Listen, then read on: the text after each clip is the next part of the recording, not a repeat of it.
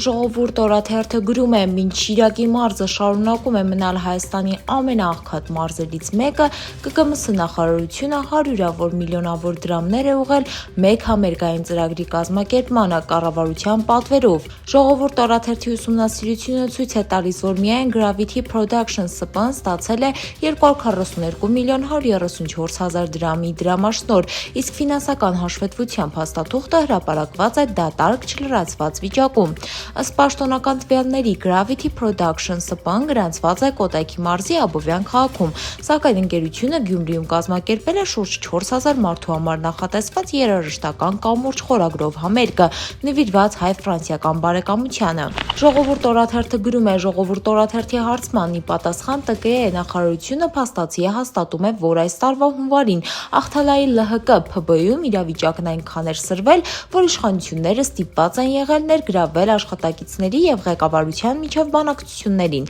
Թեև գերատեսչությունը խուսափում է անդրադառնալ արհեստական գործադուլի եւ հնարավոր սաբոտաժի մասին հարցադրումներին, պատասխանից ակնհայտ է դառնում հանքում առկա դժգոհությունները ստիպել են ընկերությանը վերանայել աշխատավարձերը եւ աշխատանքային պայմանները։ Պաշտոնական պատասխանում նշվում է, որ քննարկումների արդյունքում ընկերությունը բարելավել է աշխատակիցների աշխատանքային պայմանները, ինչպես նաեւ վերանայել է աշխատավարձերը, ինչից հետո ընկերությունը վերադարձել է բնականոն գործունեությանը։ Հրապարակ թերթը գրում է, Նիկոլ Փաշինյանի հրահանգով իրավապահները շարունակում են մասսայաբար ապօրինի գաղտնալսել ընդդիմադիրներին։ Նախորդին հակակոռուպցիոն կոմիտեն հաղորդեց ուժեղ Հայաստան կուսակցության անդամների ձերբակալության մասին, որն իրականացվել էր ոստիկանության Սյունիքի մարզային վարչության կողմից։ Մենք տեղեկացանք, որ ձերբակալվել, ապա կալանավորվել է ընդդիմադիր ուժի 3 համակիր։ Ձեռագիրը նույնն է, ձայնագրել են մարդկանց մասնավոր զրույցները եւ գտել, որ դրանցում ընտրակաշառքի մասին ակնարկներ են արվել։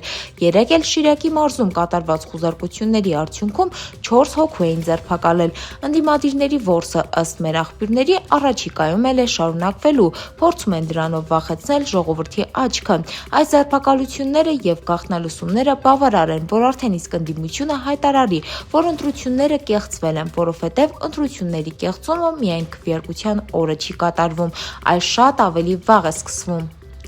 Հրապարակ թերթը գրում է, ՔՊ-ում ասուլիսից հետո համատարած մանթրաշ վիճակ է եղել։ Բանն այն է, որ ամիսներ շարունակ ՔՊ-ն Սամվել Կարապետյանին ներկայացնում էր որպես չխոսքան, արհեստական բանականության հույսին մնացած առաջնորդ, մինչդեռ ասուլիսում նրա հայտարարությունները հակառակ տպավորությունը թողեցին։ Ավելին, ոմանք շոկահարվել են լսելով, թե ինչպես է Սամվել Կարապետյանը անգլերենով պատասխանում Nouvelle d'Arménie թղթակցի հարցերին, որն անգլերենով էր հարցերը տալիս եւ Կարապետյանը չսպասելով թարգմանությանը անգլերենով պատասխանեց, հետո ասաց, որ հավանաբար ճիշտ է մայրենիով պատասխանելը։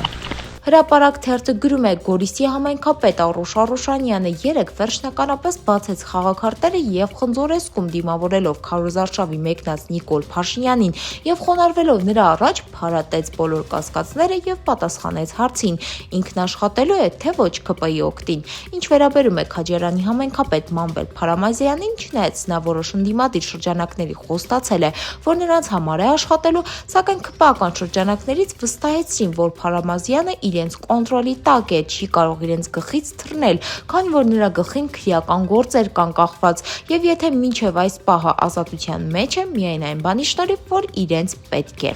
Հրապարակ թերթը գրում է, երեկ Սյունիքը մեծ հաշվով մերժեց Նիկոլ Փաշինյանին, որը նախընտրական քարոզարշավի մեկնարկը տվեց Հայաստանի հարավից։ Սյունիքի համայնքներում Փաշինյանի քարոզչական թիմը խայտառակ ընդունելության է արժանացել։ Հիմնականում պարտադրանքով բերված համայնքապետարանի դպրոցների աշխատակիցներ են եղել հանդիպումներին, իսկ տեղ համայնքում առհասարակ ամենախայտառակ պատկերն է գրանցվել։ Չնայած համայնքապետ Ղուլունցը եւ նրա քեռի Սյունիքի նախկին մարզպետ Մելիքսետ Պողոսյանը ամեն ինչ արել են, որ գյուղացիներին բերեն գյուղամեջ Փաշինյանի հետ հանդիպման, բայց չի ստացվել։ Այդ փաստը գազազեցրել է Նիկոլ Փաշինյանին, նա ստիպված է եղել մի քանի դպրոցականի առջև ելույթ ունենալ եւ հեռանալ։ Դե ինչ այսքանն ենք պատրաստել ձեզ համար, մնացեք մեզ հետ եւ եղեք տեղեկացված։